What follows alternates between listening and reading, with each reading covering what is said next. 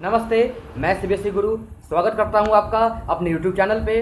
तो अभी तक मैंने wave nature of the electromagnetic radiation अच्छे से एक्सप्लेन कर दिया, 3 न्यूमेरिकल्स भी कराए। अब आगे की बात है, आगे की बात क्या है? Particle nature of electromagnetic radiation. चलिए हेडिंग डाल देते हैं, particle nature of electromagnetic radiation.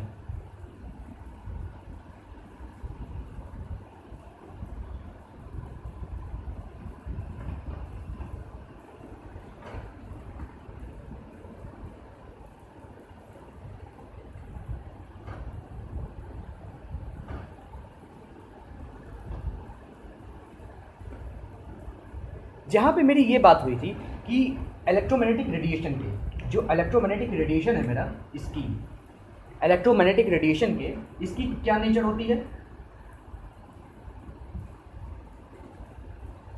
Dual nature. Dual nature होती है इलेक्ट्रोमैग्नेटिक स्पेक्ट्रम की। हमने बोर मॉडल से शुरुआत की थी। ये बोर मॉडल ही पढ़ रहे हैं, भूल मत जाइएगा कि बोर मॉडल पढ़ रहे हैं। ये बोर मॉडल ही है। बोर मॉडल 2 मेथड से एक्सप्लेन किया गया था, एक ड्यूअल नेचर ऑफ इलेक्ट्रोमैग्नेटिज्म और दूसरा इलेक्ट्रोमैग्नेटिक स्पेक्ट्रा, जो कि मैंने कहा था कि बाद में बताऊंगा। फिर मैंने बताया था कि इलेक्ट्रोमैग्नेटिक स्पेक्ट्रा में कितने तरह के रेडिएशंस होते हैं, अलग अलग फ्रीक्वेंसी के, अलग अलग वेवलेंथ के, अलग अलग तरह के रेडिएशंस होते हैं। ये इलेक्ट्रोमैग्नेटिक रेडिएशन ये ड्यूअल नेचर में होता है। पहला कौन सा होता है? वेव नेचर, जो कि हम पढ़ चुके हैं। दूसरा है पार्टिकल नेचर, जो अब हम पढ़ने वाले हैं। तो ये वेव नेचर पार्टिकल नेचर में अंतर क्या है, ये सबसे पहले जानने की कोशिश करते हैं। तो ये जानने से पहले ये तो जाने वेव नेचर में आखिर लाइट मेरा कैसे बिहेव करता है, इलेक्ट्रोमैग्नेटिक रेडिएशन बिहेव कैसे करता है। तो वेव नेचर में हमने जाना था कि हमारा जो वेव है 2 तरीके से ट्रेवल करता है। एक magnetic field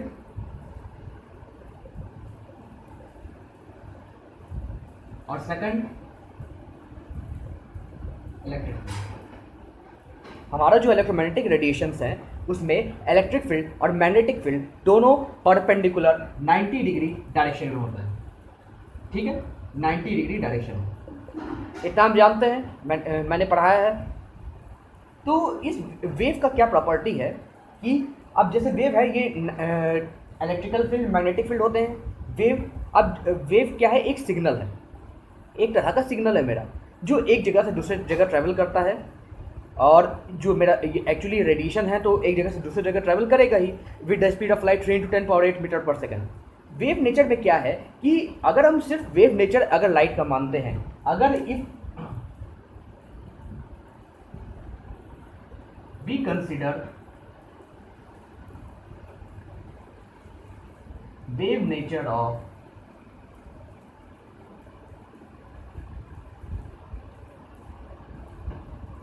electromagnetic radiation only, अगर हमने सिर्फ और सिर्फ wave nature of electromagnetic radiations को कंसिडर किया तो इसके हिसाब से सिग्नल कैसा होना चाहिए भाई? जैसा मेरा टेलीविज़न सिग्नल होता है, जैसे मोबाइल सिग्नल्स होती हैं, किसी भी सरफेस से टकरा के किसी भी चीज, मान लीजिए कोई सरफेस है, अगर उससे टकराता है, कोई हीटिंग इफेक्ट नहीं प्रोड्यूस करता, कोई इलेक्ट्रॉन का एमिशन प्रोड्यूस नहीं करता, किसी भी तरह की ऐसी चीज़ नहीं होती कि जिससे ये लगे कि ये वेव नेचर नहीं है। ठीक है, तो ये लाइट को बिहेव कैसा करना चाहिए था? जो मेरा इलेक्ट्रोमैग्नेटिक रेडिएशन है, चाहे इंफ्रारेड हो, चाहे मेरा माइक्रोवेव हो, चाहे मेरा विजिबल रे ही क्यों ना हो, ये सारे विजिबल रे मीन्स सन से जो लाइट आती है उसमें अल्ट्रावायलेट रेस भी होती है जो कि स्पेस में रिफ्लेक्ट हो जाती हैं, विजिबल रे हम तक पहुंच पाती हैं। तो जो विजिबल रे है वो भी जो सन की नॉर्मल रे भी आती है वो भी हमें गर्मी पैदा करती है। उसके अलावा इंफ्रारेड आप ले लें, आप गामा रे ले लें, एक्सरे ले लें, या फिर कुछ भी आप रे ले लें, जो भी मैंने इलेक्ट्रोमैग्नेटिक स्पेक्ट्रम में डिफरेंट फ्रिक्वेंसी डिफरेंट वेवलेंथ में बताया था, अगर आप ले लें तो वो वेव की तरह बिहेव तो कर रही है, मतलब कि एक जगह से दूसरी जगह घूम रही है, 3 × 10⁸ मीटर पर सेकेंड की स्पीड से जा रही है, लेकिन वो साथ में अलॉन्ग सिर्फ यही नहीं कर रही है, अलॉन्ग विद दिस वो क्या क्या इफेक्ट प्रोड्यूस कर रही है?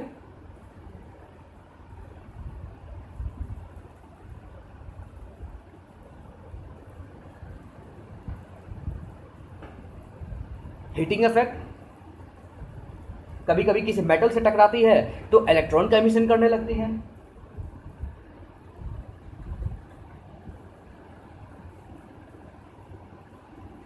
एमिशन ऑफ इलेक्ट्रॉन व्हेन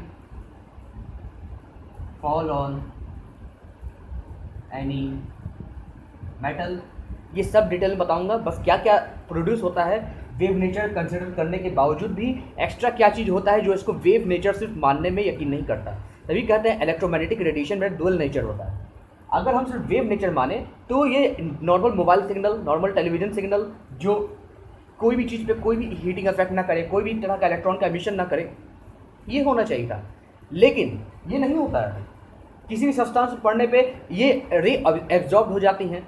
ये रे जो है अगर कोई हॉट सब्सटेंस है, हॉट अगर मेरा कोई भी ऑब्जेक्ट है तो उससे रेडिएशन एमिट होता है, तो हॉट ऑब्जेक्ट से रेडिएशन एमिट होता है, ठीक है। उसके अलावा जब किसी मेटल पे गिरती हैं तो इलेक्ट्रॉन्स का एमिशन कर देती हैं, इलेक्ट्रॉन का फ्लो कराती हैं, जिसे फोटोवोल्टेक, हम पूरा इसको बताएंगे, फोटोवोल्टेक मटेरियल। उसके अलावा पीजो इलेक्ट्रिक इफेक्ट खैर इससे संबंधित नहीं है, लेकिन इसी से ये समझाएंगे वो रेडिएशन में ही आता है, ठीक है। तो फोटो इलेक्ट्रिक इफेक्ट भी बताऊंगा। तो ये सारी चीज़ें ये देखा गया कि सिर्फ वेव नेचर तो नहीं लग रहा है, क्योंकि ये हीटिंग इफेक्ट प्रोड्यूस कर रहा है, ये एमिशन ऑफ द इलेक्ट्रॉन्स कर रहा है, तो सिर्फ और सिर्फ वेव नेचर तो नहीं है, कुछ ऐसा इसके पास कुछ ना कुछ इस तरीके से चीज़ें हैं जो इसको हीटिंग इफेक्ट प्रोड्यूस करने पे मजबूर कर रहा है। वो क्या चीज़ हो सकती है कि अब मैक्स प्लैंक सर ने, एक साइंटिस्ट है मैक्स प्लैंक,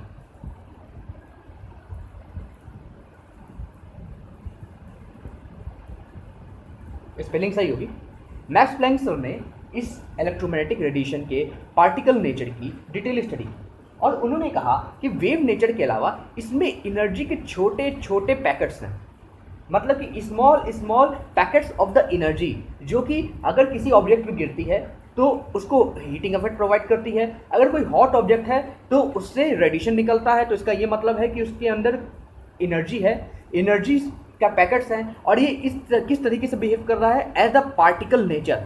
पार्टिकल नेचर मतलब कि हीटिंग इफेक्ट प्रोड्यूस करना, पार्टिकल नेचर मतलब कि टकराना और कुछ ऐसा इफेक्ट प्रोड्यूस करना जो वेव नहीं करता है। पार्टिकल मतलब कि अपने छोटे छोटे कण में कुछ ऐसी एनर्जी लेके जाना जो दूसरे ऑब्जेक्ट को इफेक्ट करे, ठीक है।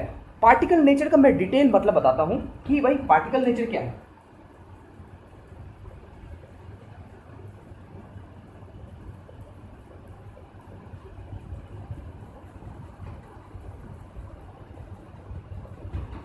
Particle nature of radiation, particle nature of radiation मतलब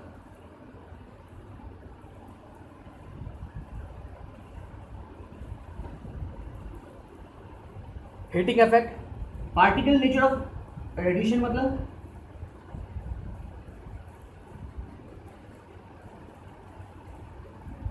इलेक्ट्रॉन का एमिशन। पार्टिकल नेचर मतलब कि वेव के प्रॉपर्टी के अलावा किसी और ऑब्जेक्ट पे डिस्टरबेंस क्रिएट करना, मतलब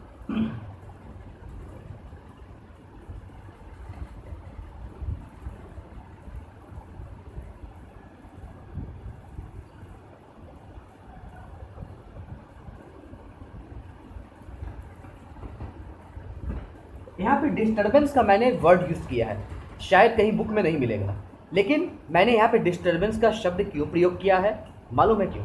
डिस्टर्बेंस क्यों? आराम से कोई भी सब्सटेंस हॉट क्या था कोल्ड पड़ा हुआ है, उस पर पढ़ के ये उसको हॉट बना दे, कोई भी सब्सटेंस को हॉट कर देना, इलेक्ट्रॉन का एमिशन करा देना, ये उस सब्सटेंस को डिस्टर्ब करना नहीं है तो क्या है, ठीक है। तो जब भी किसी भी ऑब्जेक्ट में रेडिएशन के द्वारा वहाँ पे डिस्टर्बेंस क्रिएट होता है तो वह radiation, then that radiation is not only a wave nature but it is also having the particle nature, because it is creating the heating effect, it is creating the emission of electron, and the particle nature, the small packets of the energy, small packets of the energy is the only responsible for the particle nature of electron. So यहाँ से हम ये कह सकते हैं electromagnetic radiation not only have the wave nature but also have particle nature. Hence electromagnetic radiations possess dual nature of as well. Dual nature means the wave nature as well as particle nature, and both together combine the property total effect of the electromagnetic radiations. ठीक है, ये एकदम cut and clear होना चाहिए. ठीक है, इसको मैं स्टेटमेंट लिख देता हूँ, पहले इसको रफ करता हूँ, फिर मैग्नेटिक रेडिएशन के डुअल नेचर के बारे में एक स्टेटमेंट लिखता हूँ, आप लोग नोट कर लीजिएगा, उसके बाद की मैं आगे की बात करता हूँ. चलिए, तो अब dual nature of electromagnetic radiations का थोड़ा हम डिटेल लिखते हैं, आप भी नोट कीजिएगा.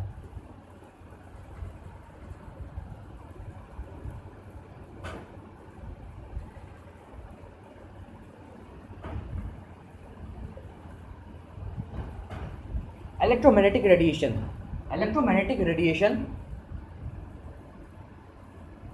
have dual nature of ये ऑफ छोड़िए, have dual nature, that is first wave nature, किसके कारण, for what reason, due to travel speed 3 × 10⁸ metre per second. Second, having electrical and magnetic field. ये परपेंडिकुलर का sign है, perpendicular लिख के फिर करते हैं, नहीं तो कंफ्यूजन हो जाएगा. Perpendicular to each other. ठीक है, वेव नेचर का ही साइन है कि भाई 3 × 10⁸ मीटर पर सेकंड से ट्रेवल करेगा, इलेक्ट्रिक और मैग्नेटिक फील्ड जो इसकी है एक दूसरे के परपेंडिकुलर होगी. अब पार्टिकल नेचर का क्या साइन है,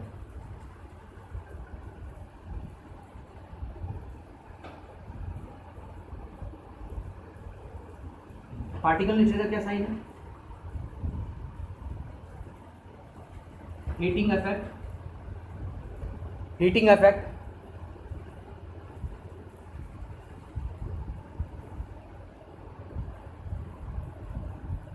electron emission.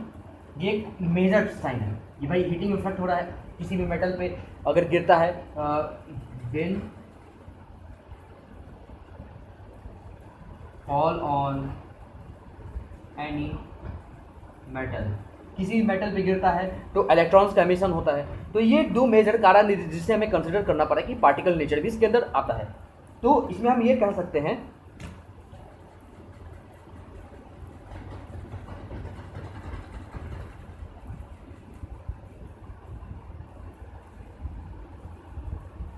due to particle nature,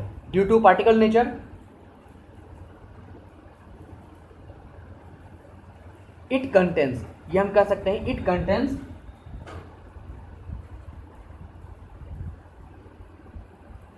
small packets of energy. छोटे छोटे एनर्जी का पैकेट इसमें होता है. मतलब कि समझिए कि इस तरीके से आप समझ सकते हैं कि कोई भी, जैसे सन रे को ले लेते हैं. ठीक है, सन रे आप जब बैठते हैं तो सन हमारे स्पेस से हमारे पास आ रहा है, तो स्पेस से आ रहा है तो इस रेडिएशन में क्या आते हैं, इस रेडिएशन में जो है वेव नेचर भी है, मतलब कि speed 3 × 10⁸ metre per second, electric magnetic field perpendicular. उसके अलावा हीटिंग इफेक्ट भी है, अगर ये सन रे किसी मेटल पे भी जाएगा तो इलेक्ट्रॉन्स का एमिशन करेगा, वेव नेचर भी है. तो जब हीटिंग इफेक्ट है तो जब इसमें स्टडी किया गया, ये पाया गया कि इस सन रे में जो है जो कि छोटे छोटे पैकेट्स ऑफ एनर्जी, मतलब कि छोटे छोटे अमाउंट ऑफ एनर्जी जो हमारे नेकेड आई से नहीं दिखते हैं, एनर्जी नहीं मतलब छोटे छोटे तरह के इस तरीके के इसमें कण हैं जो कि एनर्जी के पैकेट की तरह बिहेव करते हैं. जब किसी भी ऑब्जेक्ट पे, हमारे शरीर पे किसी भी ऑब्जेक्ट पे गिरते हैं तो वह heating effect, emission of the electron, वो जस्ट जाके टकराते हैं उस चीज़ से. अगर पार्टिकल नेचर नहीं होता तो हीटिंग इफेक्ट क्रिएट नहीं होता। मैं फिर कह रहा हूँ, हीटिंग पार्टिकल नेचर अगर नहीं समझ में आ रहा है तो इसका इतना समझिए कि रेडिएशन के पास खुद छोटे छोटे कण होते हैं, स्मॉल स्मॉल टीनी पार्टिकल्स, जो किसी ऑब्जेक्ट्स पे टकराते हैं, और उस जो स्मॉल टीनी पार्टिकल्स है उसको हम पैकेट्स ऑफ एनर्जी बोलते हैं। और जब किसी पार्टिकल पे टकराते हैं, जब किसी सब्जेक्ट पे टकराते हैं, जब किसी ऑब्जेक्ट पे टकराते हैं, तो उस पर या तो हीटिंग इफेक्ट प्रोड्यूस करते हैं या तो वहाँ से इलेक्ट्रॉन को एमिट करते हैं। ये दो इफेक्ट करते हैं, जिसके कारण हमें ये कहना पड़ता है कि इसके पास सिर्फ वेव नेचर नहीं है, इसके पास पार्टिकल नेचर भी है। तो इसलिए हम कहते हैं electromagnetic radiation possess dual nature of that is the wave as well as particle nature. ठीक है, आई थिंक इतना क्लियर हो गया होगा। अब आगे की बात करते हैं कि वो 3-4 चीज़ ऐसी कौन कौन सी चीज़ है, मतलब कि मैं लिख के बताऊंगा कि वो 3-4 चीज़ ऐसी कौन कौन सी चीज़ है कि जो हमें अब पढ़ना है इन पार्टिकल नेचर ऑफ इलेक्ट्रोमैग्नेटिज्म। चलिए देखते हैं। तो इलेक्ट्रोमैग्नेटिक रेडिएशंस जो पार्टिकल नेचर का है उसके अंतर्गत हम ये चारों चीज़ें पढ़ने वाले हैं। ठीक है, ये चारों चीज़ें पढ़ने वाले हैं, इसे आप गौर कर लीजिए। क्या क्या है? Nature of the emission of radiation, nature of emission of radiation from hot body. जैसे मैंने बताया था, हॉट बॉडी से कोई बॉडी को गर्म कीजिए, उससे रेडिएशन निकलता है। ठीक है, आपको हो सकता है दिखे ना, कुछ ऐसा रेडिएशन इंफ्रारेड हो या कोई माइक्रोवेव हो, आपको नहीं दिखेगा, लेकिन अगर हॉट बॉडी से जब भी आप कोई भी हॉट बॉडीज लेंगे, किसी चीज़ को गर्म कीजिए तो उससे रेडिएशन निकलता है। और इस कॉन्सेप्ट को जो हम आगे पढ़ने वाले हैं उसको बोलते हैं ब्लैक बॉडी रेडिएशन। आप लोग नाम सुने होंगे। ठीक है, ब्लैक बॉडी रेडिएशन जो कि nature of emission of radiation, hot body से जो रेडिएशन निकलता है उसके नेचर के बारे में पूरा डिटेल एनालिसिस है इसमें, ब्लैक बॉडी रेडिएशन। दूसरा, ejection of electrons from metal surface when radiation strikes it, photo electric effect, यानी जब भी कोई भी रेडिएशन अगर किसी मेटल सरफेस से स्ट्राइक करता है तो इलेक्ट्रॉन का एमिशन होता है। ये हम पढ़ेंगे फोटो इलेक्ट्रिक इफेक्ट के अंदर। ठीक है, ये भी हम पढ़ेंगे इसमें।